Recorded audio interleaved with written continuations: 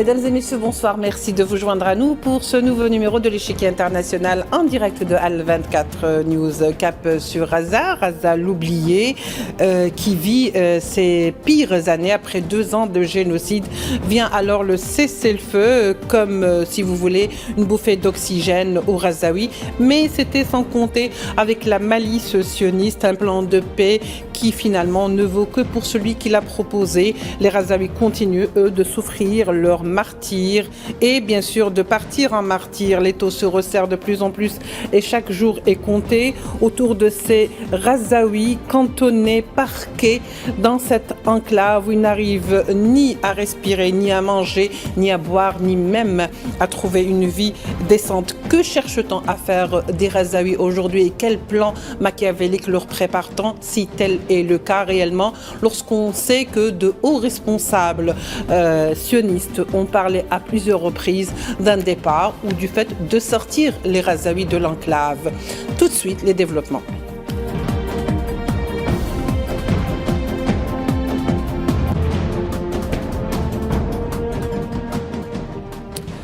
Pour en parler ce soir, nous accueillons avec beaucoup de plaisir Akram Belkaïd, rédacteur en chef du Monde diplomatique, co-coordinateur du magazine Manière de voir, consacré à Raza. Akram Belkaïd, bonsoir, merci d'être avec nous.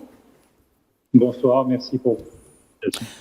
Alors, c'est vrai qu'Akram Belkaïd, après 2 ans de génocide, le génocide ne s'arrête pas, puisque de toute façon, depuis octobre 2025, on pensait réellement qu'on pouvait, ou que les Palestiniens pouvaient respirer. On se rend compte que ce n'était pas le cas. Au contraire, le génocide se poursuit sous d'autres formes, affamer les populations, empêcher l'aide d'être acheminée, bien sûr, des Razaouis qui meurent donc de froid, des bébés qui partent parce qu'ils meurent de froid et de faim. Finalement, le génocide se poursuit, il ne s'est jamais réellement arrêté. Faut-il encore et encore parler aujourd'hui de Raza ou est-ce que, comme le laisse peut-être l'impression qui est donnée aujourd'hui, que de plus en plus Raza est oublié et des médias et du reste du monde? Écoutez, vous avez raison de pointer le fait que le cessez-le-feu n'a rien changé ou presque. Tous les jours, des Razaouis meurent. Les bombardements se poursuivent. L'enclave est occupée à 60% par l'armée israélienne, qui a fixé une limite, la fameuse ligne jaune, qui déclenche des tirs dès lors que chaque Palestinien s'approche de cette ligne décidée de manière unilatérale par les Israéliens. Donc, en fait, on est toujours dans le même scénario qui a commencé depuis 2 ans et demi, c'est-à-dire rendre la vie des Razaouis impossible. Leur pourrir la vie, si je peux m'exprimer ainsi, et effectivement faire en sorte que certains d'entre eux, de guerre lasse, fatigués, épuisés, affamés, acceptent de quitter Raza. Pour où, je ne sais pas, est-ce que c'est le Sinaï égyptien, est-ce que c'est la Somalie, est-ce que c'est la Jordanie, est-ce que c'est le Liban, tout ça est encore source d'interrogation. Il n'en demeure pas moins que la destruction systématique des infrastructures de Raza se poursuit.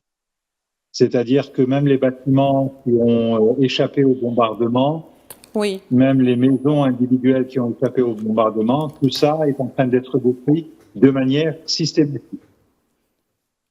Oui, finalement, Akram Belkaïd, je vous propose, avant de poursuivre le débat ensemble et avec nos téléspectateurs, de voir ensemble ce sujet signé Tini Makassi pour ensuite revenir au débat. Tout de suite.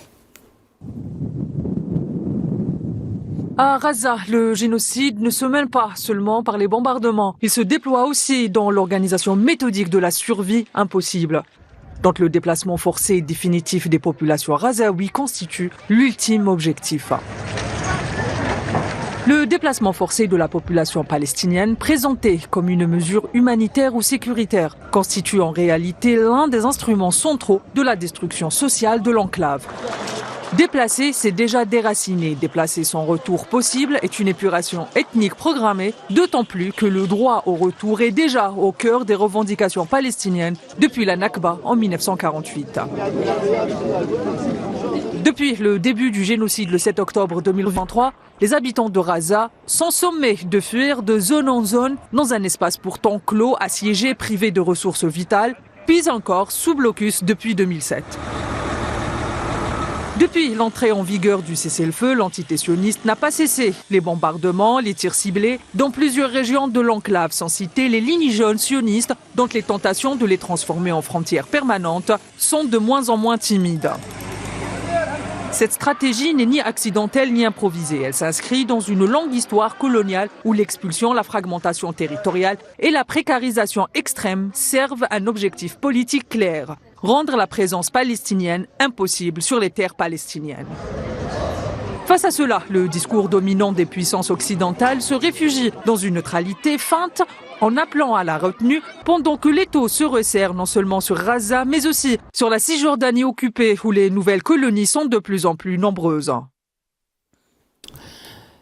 Akram Belkaïd, donc on est de retour. C'est qu'il y a quand même des questions qu'on devrait se poser parce qu'on a l'impression que cet étouffement qui est donc prémédité, volontaire pour les Razaouis est là pour les pousser à bout pour qu'ils puissent eux-mêmes et par eux-mêmes demander réellement à quitter ces territoires. Est-ce que cette impression est réelle ou est-ce que c'est juste le fruit de l'imagination? Absolument, c'est réel.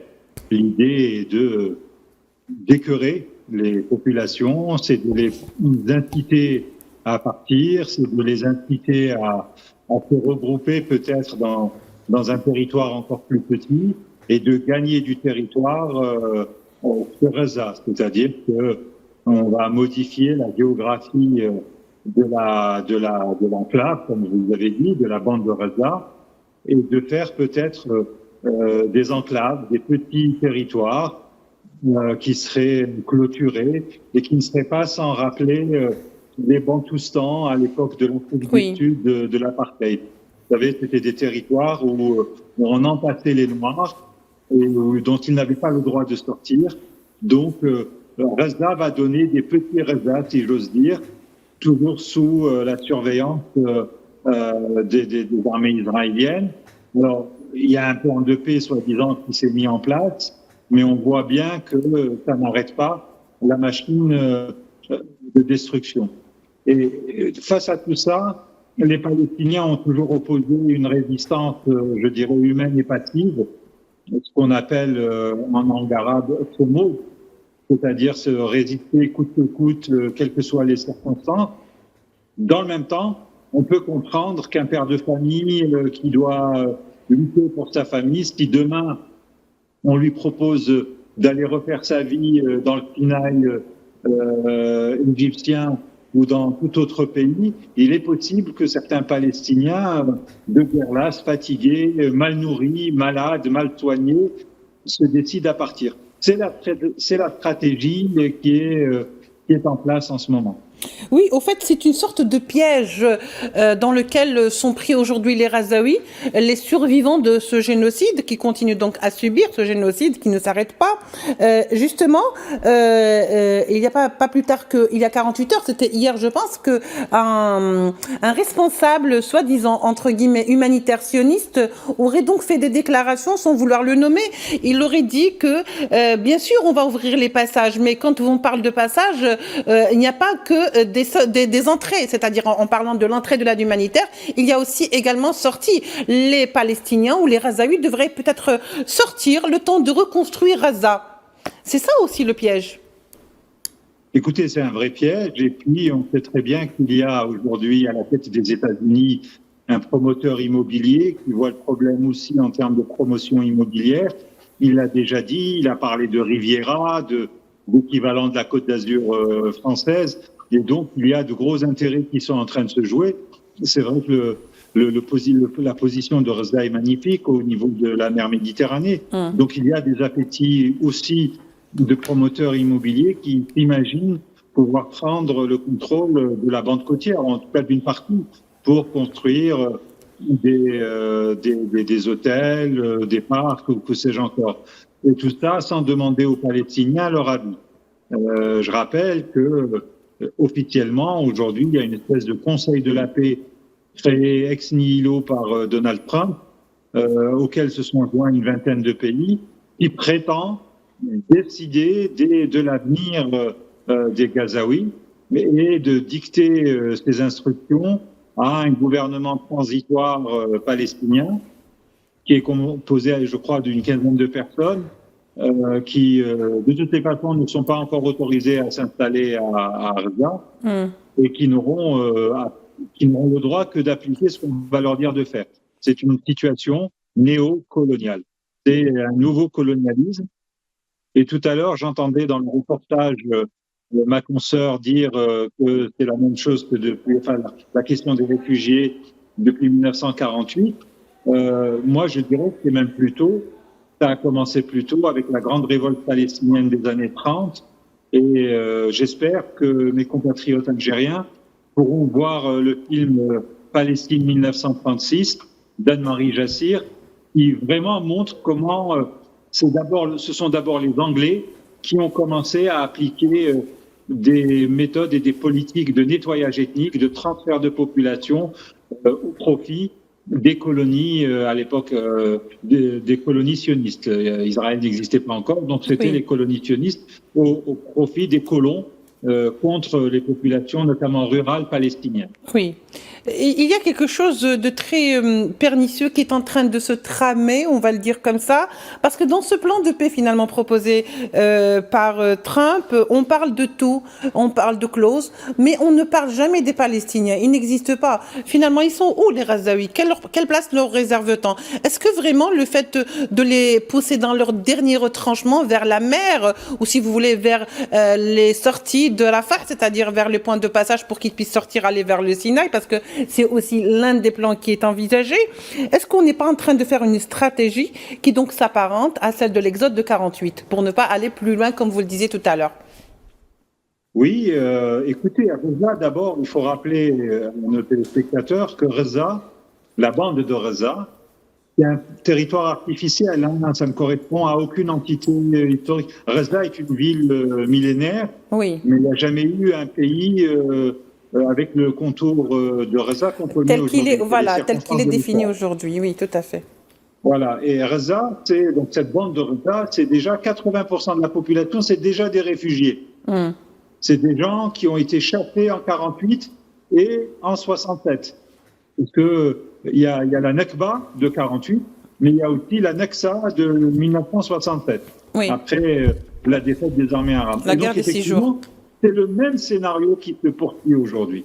C'est celui de nettoyer ethniquement la Palestine, enfin Gaza. Et c'est exactement dans le reportage qui était dit, c'est aussi le même plan qui est déjà en préparation, qui s'applique en Cisjordanie, Rafah.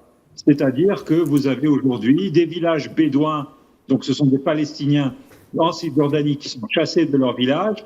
Vous avez dans les villes palestiniennes, je pense notamment à Al-Khalil, à Hébron ou même à Naplouse, où la pression des colons fait en sorte que des Palestiniens deviennent des réfugiés. Ils partent ailleurs, ils perdent leur maison, ils perdent leur champ, etc. C'est un processus qui n'a jamais arrêté. C'est-à-dire qu'on a vendu aux gens les accords d'Oslo comme étant une grande étape décisive. En réalité, ça a d'une certaine manière endormi la résistance palestinienne et le nombre de colons en Cisjordanie a été multiplié quasiment par 7. Aujourd'hui, ils sont près de 600 000 à y vivre et empêchent concrètement, physiquement, pratiquement la création d'un État palestinien. Akram Belkayed, finalement, lorsque un plan de paix parle de désarmement de Gaza, c'est-à-dire qu'on a très bien compris il s'agissait de Hamas. Lorsque le Gaza est désarmé, c'est-à-dire que Gaza n'y a plus de résistance d'un côté, alors finalement, dans ces cas-là, quel avenir sommes-nous en train de préparer pour les Palestiniens, que ce soit les Palestiniens de Gaza, comme vous le disiez tout à l'heure, ou les Palestiniens de la Cisjordanie, de Ramallah, et qui sont en train de subir aussi les mêmes affres, hein. Il ne faut pas croire non plus qu'ils sont mieux lotis. Si je peux rebondir sur ce que vous venez de dire, on pourrait poser la question, mais qui aujourd'hui défend les Gazaouis? Oui. Qui va les défendre demain? On voit bien qu'ils sont abandonnés à leur sort. Il y a une espèce de silence médiatique international. Et on voit mal les pays de la région, de toutes les façons, peser militairement pour les protéger. Donc, ils ne peuvent opposer que deux types de résistance. Une résistance armée, et on a vu ce que ça a déclenché après le 7 octobre, ou une résistance passive. Mais la résistance passive, si vous n'avez pas un soutien international, des opinions publiques internationales qui vous soutiennent, vous finissez par perdre. Et aujourd'hui, le scénario tel qu'il se prépare, je pense, mais je me trompe peut-être, hein, on verra ce que va donner l'avenir, c'est un morcellement de la bande de Gaza, c'est-à-dire avec le retour de colonies, la confiscation de terrains, et on va abandonner aux Gazaouis quelques portions de ce qui fut la bande de Gaza en attendant la suite. Ce qu'il faut bien comprendre, c'est que dans l'imaginaire et la perception israélienne, Gaza a toujours constitué un danger. C'est-à-dire que pour eux, le danger de Gaza n'était pas tant un danger militaire ou les roquettes, etc., qu'un danger démographique. C'est-à-dire que pour les Israéliens, la concentration démographique de Palestiniens à Gaza était pour eux un danger pour l'avenir, puisque grosso modo, les Palestiniens, pardon pour l'expression triviale, font plus d'enfants que les Israéliens. Oui. Et donc, Gaza était considéré comme un danger. Potentiel. Dans la manière de voir que vous avez évoqué, le magazine qu'on a coordonné au niveau du monde diplomatique, on a un article d'Alain Grech qui rappelle que un ancien Premier ministre israélien rêvait de voir Gaza tomber à la mer, s'enfoncer, être englouti par la mer. C'est-à-dire, en gros, être débarrassé de tous ces Palestiniens qui ont résisté, qui n'ont jamais accepté de partir, même après 48, même après 67. Le même statut vaut pour des villes comme Khalil, Hébron, Naplouse, où il y a une grosse densité de population palestinienne. Et on peut prendre date dès aujourd'hui. L'avenir de ces villes palestiniennes de Cisjordanie, aujourd'hui, il est en danger, ces villes sont en danger si rien n'est fait pour arrêter le gouvernement Netanyahou. Oui, il y a de plus en plus, on parle justement d'un plan bien ficelé, celui peut-être de déplacer les Gazaouis, comme on le disait tout à l'heure, vers d'autres destinations, en dehors carrément de la Palestine occupée, c'est-à-dire vers l'Afrique. Et on a cité plusieurs destinations. Et on se rappelle même de l'avion qui a transporté des Palestiniens en Afrique du Sud, qui a été dénoncé pour soi-disant, entre guillemets, parce que on ne sait pas pour quelles raisons ils se sont retrouvés en Afrique du Sud, ces Palestiniens, mais on aura dit, c'est pour des soins. Est-ce qu'on peut pas, ou est-ce qu'on ne craint pas que ce genre d'opération se multiplie à partir du moment où on va laisser sortir des Palestiniens pour recevoir des soins, parce qu'il y a des Palestiniens qui voudraient sortir pour donc avoir accès à ces soins, et de plus vouloir les faire rentrer chez eux, parce qu'il y a de forts risques qu'ils ne reviennent pas vers Gaza. Mais vous savez, c'est déjà une tactique qui est mise en place, c'est-à-dire que pour les gens des territoires occupés, que ce soit Gaza ou la Cisjordanie, ou même, plus important encore, de Rhodes, de Jérusalem-Est, on les laisse sortir pour des soins, pour qu'ils puissent faire des études à l'étranger et tout. Et puis après, on leur interdit de revenir. Oui. Et ça, c'est des cas qui se sont déjà posés. Donc la procédure, elle existe déjà.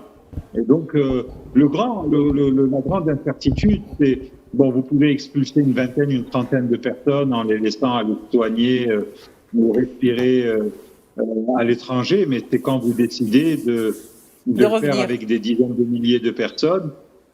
Là, c'est plus compliqué à organiser. Mais bon, on a vu, pendant très longtemps, on pensait que le concept de communauté internationale pouvait jouer, que le monde allait dire non. Mais dans le monde actuel, avec la nouvelle administration américaine, avec la lâcheté des Européens, avec une certaine indifférence d'acteurs comme la Russie et la Chine, tout est possible. Et on a bien vu le rapprochement entre les autorités israéliennes et le Somaliland, qui a autoproclamé son indépendance et qu'aucun pays ne reconnaît. À part l'entité sioniste. Vous des gens sur un bateau et vous les faites descendre de force et les gens sont obligés de recommencer leur vie. Il y aura quelques protestations peut-être de façade, mais on voit bien qu'aujourd'hui, on a affaire à une administration américaine qui est d'un cynisme absolu et qui n'est absolument pas intéressée par le bien-être du peuple palestinien. Ça, c'est vraiment une donne fondamentale. Donc finalement, il ne faut pas s'étonner parce que plus c'est gros et plus ça a des chances d'aboutir et de passer, mais il ne faut pas s'étonner que c'est un plan qui est envisageable. Ce n'est pas aussi insensé qu'on pourrait le croire, parce que ça paraît insensé, mais c'est en train de se faire. On a vu quand même des Palestiniens complètement transférés ailleurs. Et le fait aujourd'hui à Gaza de les faire mourir de faim et de les priver de toute trace de vie fait partie de ce plan de transfert, parce que c'est les Palestiniens qui vont dire « nous voulons partir », effectivement. C'est ça qu'on attend, on attend de cueillir le fruit alors qu'il est complètement, excusez-moi l'expression, complètement mûr, même un peu trop mûr, pour ne pas dire autre chose. Mais vous savez, je pense que quand vous dites que c'est possible, que c'est évident, qu'est-ce qui peut être impossible à partir du moment où vous avez un génocide, assassiné 70 000 personnes. Oui, oui. Gratuitement, avec finalement une acceptation internationale plus ou moins manifeste. Qu'est-ce qui peut paraître impossible? Rien du tout. Aujourd'hui, tout est possible parce que, et je rappelle l'actualité du jour, c'est que, ou d'hier, je ne sais plus, mais c'est que les Israéliens ont reconnu de manière officielle que le bilan présenté par le ministère de la Santé du Hamas, c'est-à-dire plus de 70 000 personnes, est un bilan exact. C'est-à-dire que au cours des deux dernières années, à chaque fois que, notamment en France ou ailleurs, on disait il y a 10 000, 30 000, 40 000 morts, des gens disaient c'est les chiffres du Hamas. Aujourd'hui, ces chiffres ont été confirmés. Donc, on a bien un bilan officiel de 70 000 victimes. Oui. C'est certainement plus. Et vous avez aussi ce qu'on appelle les victimes indirectes, qui vont mourir dans les prochains mois, hélas, à cause du manque de froid, soins, de la faim, voilà. La malnutrition, les maladies, etc. Donc, à partir du moment où il n'y a pas eu une seule condamnation du Conseil de sécurité, à partir du moment où il n'y a pas eu une seule sanction contre l'État israélien pour ça, leur calcul est très simple. Leur lecture de la situation, c'est on peut tout faire. Et on peut d'autant plus tout faire que certains pays arabes ont fait la paix, ont normalisé leurs relations et finalement se disent totalement indifférents à ce qui arrive aux Palestiniens. Akram Belkaïd, je vous donne le dernier mot. Je ne sais pas si vous voulez conclure peut-être avec une idée, sans que je vous pose de questions. J'aimerais en quelques secondes conclure avec vous. Je crois qu'il faut plus que jamais être solidaire avec les Palestiniens. Il faut accueillir leurs élites si elles en ont besoin. Il faut accueillir leur peuple s'il en a besoin. Je pense qu'aujourd'hui, l'idée de la Palestine, elle va continuer à exister, y compris dans la diaspora. Donc, aujourd'hui, c'est une question d'urgence. Il s'agit d'aider un peuple à survivre. Merci beaucoup, Akram Belkaïd. Je rappelle que vous êtes rédacteur en chef du Monde diplomatique. Vous êtes également co-coordinateur du magazine Manière de voir consacré à Gaza. Et j'invite tous nos téléspectateurs à jeter un coup d'œil. Merci à vous de nous avoir suivis. On se retrouvera certainement la semaine prochaine pour de nouveaux numéros de l'Échiquier International. Au revoir.